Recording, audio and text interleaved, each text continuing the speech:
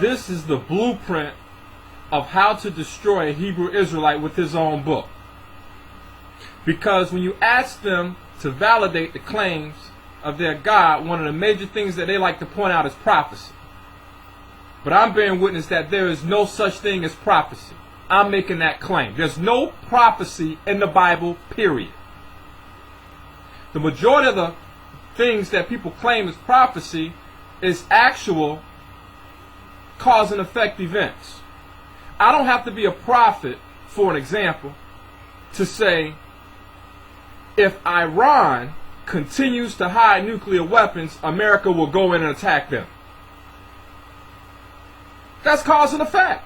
I don't have to be a prophet for that. And that's why when you look at a lot of the things that they say, well, these were the prophecies that would only be on the children of Israel, they use the prophecies of the conditions, that if you do thus, thus, and thus, then this will happen to you.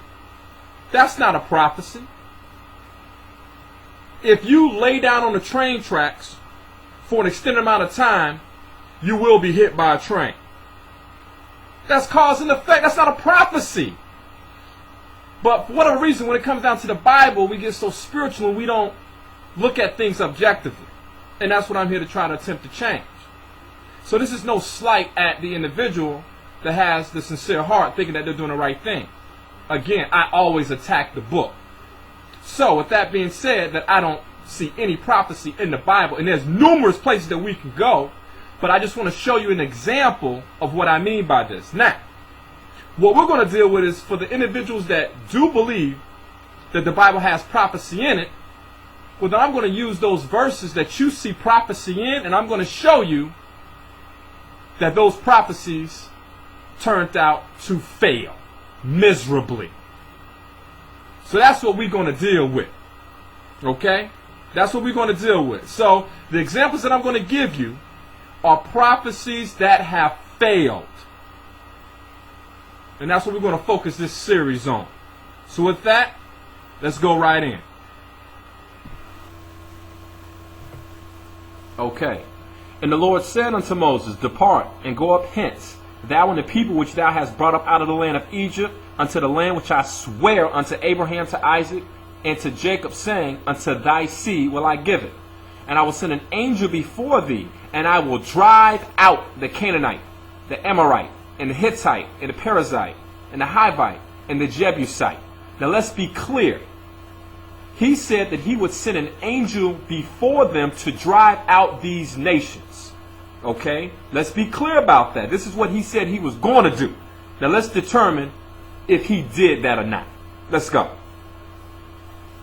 Joshua chapter 15, verse 63. And it reads, As for the Jebusites, the inhabitants of Jerusalem, the children of Judah could not drive them out, but the Jebusites dwell with the children of Judah at Jerusalem unto this day.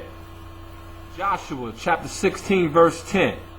And they drave not out the Canaanites that dwelt in Gezer, but the Canaanites dwell among the Ephraimites unto this day. Joshua chapter 17, verse 12.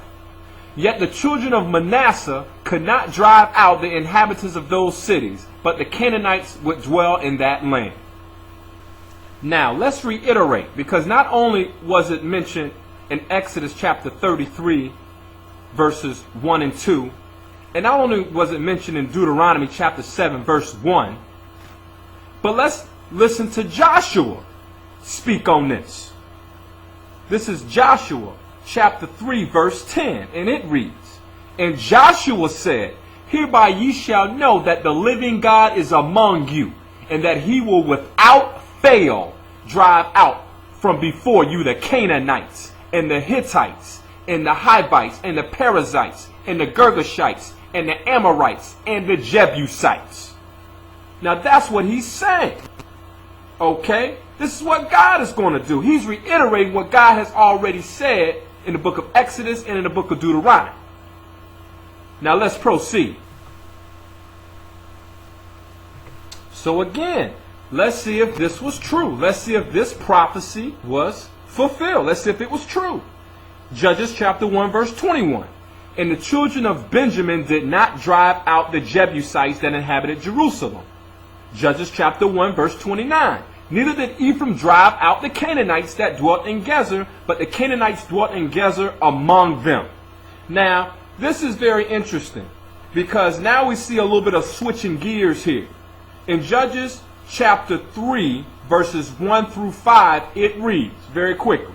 Now these are the nations which the Lord left. Okay, now he left them. But let's listen why he left them. To prove Israel by them, even as many of Israel as had not known all the wars of Canaan, only that the generations of the children of Israel might know, to teach them war, at the least, such as before knew nothing thereof, namely, 5 lords of the Philistines, and all the Canaanites, and the Sidonians, and the Hivites, that dwelt in Mount Lebanon, from Mount Baal Hermon unto the entering in of Hamath. And they were to prove Israel by them, to know whether they would hearken unto the commandments of the Lord, which he commanded their fathers by the hand of Moses. And the children of Israel dwelt among the Canaanites, Hittites, and Amorites, and the Perizzites, and the Hivites, and the Jebusites. Now, what's interesting is that when this prophecy was originally mentioned in the book of Exodus and Deuteronomy, there was no mention that there was a possibility that he would leave them in the land to prove them. That wasn't mentioned at all. Now, if we're given the command not to add to or take away from the word of Yah, according to Deuteronomy chapter 4, then how can anybody go back and say, well, that's what he meant to put there in the book of Exodus. That's what he meant to put there in the book of Deuteronomy. That there was a possibility that he would leave them in the land. He didn't say that. Now, if you set the individual up perfectly, their answer will be this, and that is, there is a condition that's given to them in order to inherit the land. There are contingencies. See, because when I used this before on a brother, at the end the brother basically said, well, there ain't no prophecy in the first 5 books of Moses. There's no prophecy in the Torah because the prophets didn't come till later. So there is no prophecy in the first 5 books. So it made my argument a moot point, but I know he just tried to find a way to get out of it because I had cornered him brilliantly. So if you set the individual up perfectly, their only answer will be, well, God makes comments like this. He makes prophecies like this, if you can call it a prophecy, okay? But he makes prophecies like this with conditions.